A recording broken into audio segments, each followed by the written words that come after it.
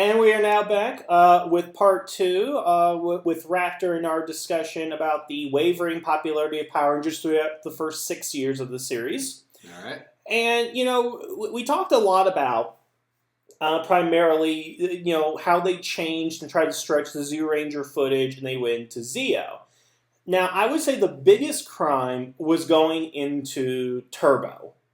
Yes. Now, we all know, and we talked about this in the first video, it's debatable about, what the ratings were in Zeo. Because you've heard this, I've heard that, and unless I see actual figures, I'm not going to claim one or the other. So just clarification on that. But we can both agree that they definitely dipped in Zeo. And there were a number of reasons for that. One, you have a change in costume in less than a year. You have a movie coming out, which we have gone to great lengths, really had nothing to do with Power Rangers as far as the established continuity. You have the introduction of a Ranger that nobody asked for, but got anyway. And then halfway through the season, you get rid of arguably the most popular character of the series, and then 3 characters that we still liked. Not to mention Zora and Alpha, they completely changed it. So again, and they got rid of Ernie, for crying out loud. The only people that were still there were Bulk, Skull, and Lieutenant Stone. Yeah. So you said 2. Well, I just thought of Lieutenant Stone, so I had to bring that back up.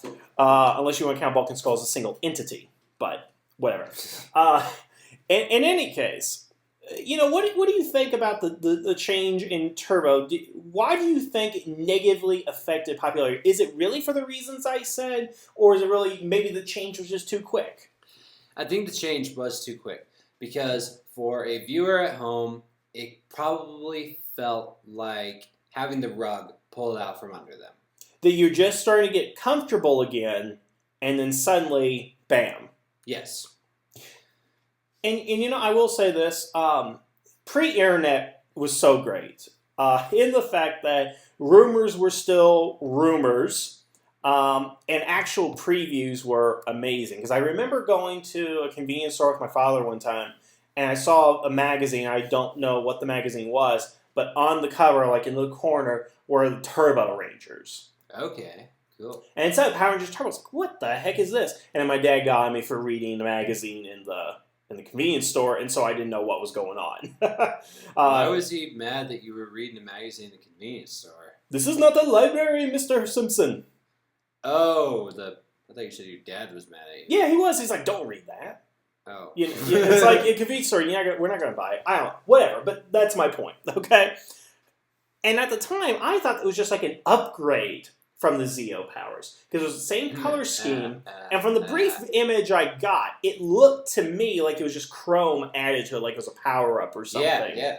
And I thought they were going to go the same way they did with the previous seasons. Like, oh, this is a new power-up that they're doing. Mm-hmm. But no, completely different. And I admit, when I came from the movie, I was excited. But then when it sank in, I'm like, oh, But let's get back to the popularity thing right here. I mean, why do you think it? I mean, what do you really attribute to the change, or how much did Justin play into that?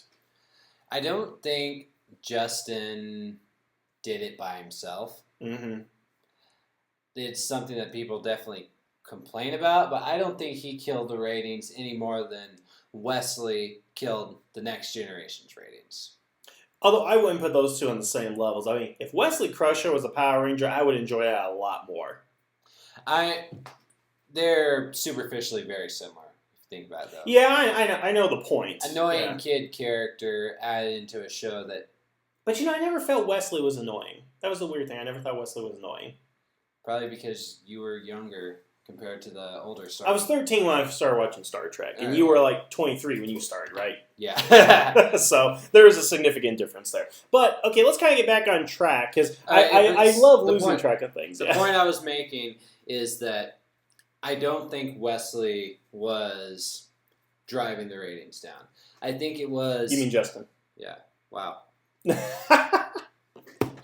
All these kid tag-alongs. Yes. They blur together. But the point is that he didn't bring it down. It was so much change in such a little time. Yeah, so much changing, and decline in quality of the show.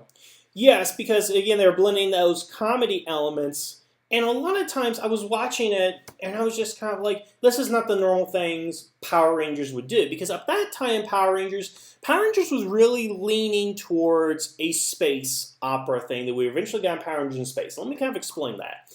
Because we started getting more times where they would leave Earth, they would go to other planets, they would have, like, they have to go get the Sword of Light. There was Gaskets, Where in the World is the Ranger, Red, and King for a Day, where they would go meet different alien species, and the Alien Rangers were established in the third season. And they came back during Zeo, and yeah, they started all this world hopping and doing all these and the fact that they were being invaded by an alien empire instead of just a single entity who keeps sending out monsters. If there's one thing you can say about Power Rangers, at least the first 4 seasons, they kept escalating the threat. It went from Rita to Zed and Rita to the Machine Empire. And then you get a dip. Exactly. And that's where the show became domesticated. In the sense, okay, let me give a good example here. Try to domesticate you.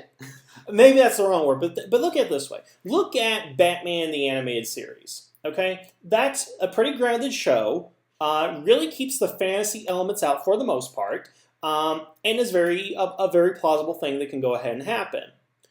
When that character moves into his Justice League incarnation, and then Justice League Unlimited, it becomes so much bigger than what it is. Mm-hmm. And the reason they probably didn't do another Batman series based on Kevin Conroy's Batman, Bruce Timm's Batman, basically, is it wouldn't fit. How could you go back?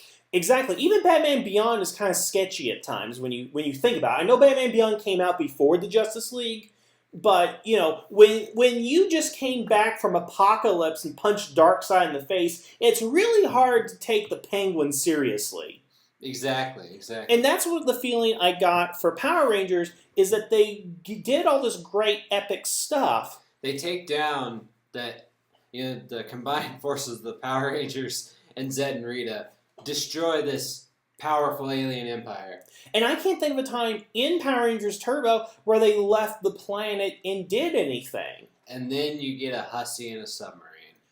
I mean, Divatox could be an okay villain, but they lost scope of it. That was the problem, because, you know, again, everything, it became smaller. The show became smaller again. And that's what really bothered me, is that, because again, with Zeo, one of my favorite episodes in Zeo is Rangers of Two Worlds.